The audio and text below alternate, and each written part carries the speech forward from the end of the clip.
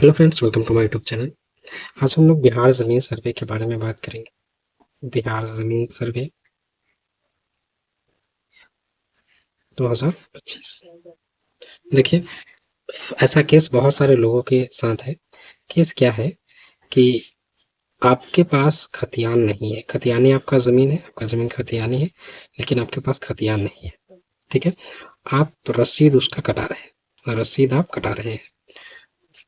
तो लोगों का ये सवाल है कि हमारे पास खतियानी ज़मीन है, लेकिन उस ज़मीन का खतियान नहीं है। ना ही नेट पे मिल रहा है और ना ही कार्यालयों में खोजने से मिल रहा है, और हम उसका रसीद कटा रहे हैं। तो क्या हमारे ज़मीन का सर्वे होगा? तो देखिए, बिल्कुल होगा। आप रसीद कटा रहे हैं मतलब उस ज़मीन पे आप मालिकाना हक रखते हैं, आप उसका लगान भर रहे हैं। तो आपको इस स्थिति में फॉर्म कैसे भरना पड़ेगा, ठीक है, वो मैं आपको बता दे रहा हूँ। ठीक है, और आपको कोई डाउट है तो आपके गांव में कैंप लगता है, तो आप वहां जाके सर्वे कर्मी से पूछ सकते हैं। मेरे हिसाब से आपके ज़मीन का सर्वे 100% होगा, क्योंकि आप रसीद कटा रहे हैं। आप रसीद कटा रहे हैं मतलब उस ज़मीन पे आपका मालिकाना हक है। ठीक है, तो आपको कोई डाउट है तो गांव में कैंप लगती है या ब्लॉक में जाके आप सर्वे कर्मी से इस बारे में डिस्कस कर ले। ठीक है, ठीक है, तो बेहतर रहेगा। लेकिन मेरे हिसाब से आपके ज़मीन का सर्वे 100% होगा, क्योंकि आप रसीद कटा रहे हैं। ठीक है, तो इस केस में आपको फॉर्म कैसे भरना पड़ेगा, कितना फॉर्म भरना पड़ेगा? तो देखिए, एक तो इसमें आपको खतियानी ज़मीन है तो प्रपत्र 2 तो आपको भरना ही पड़ेगा। उसके बाद प्रपत्र 3 भी भरना पड़ेगा। 3 का एक जो वंशावली वाला होता है वो।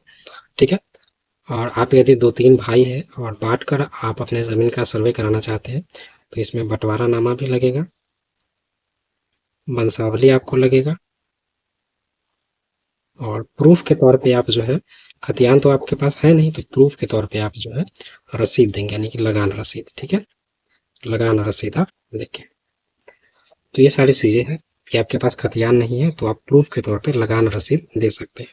ठीक है, आपकी ज़मीन का सर्वे 100% होगा।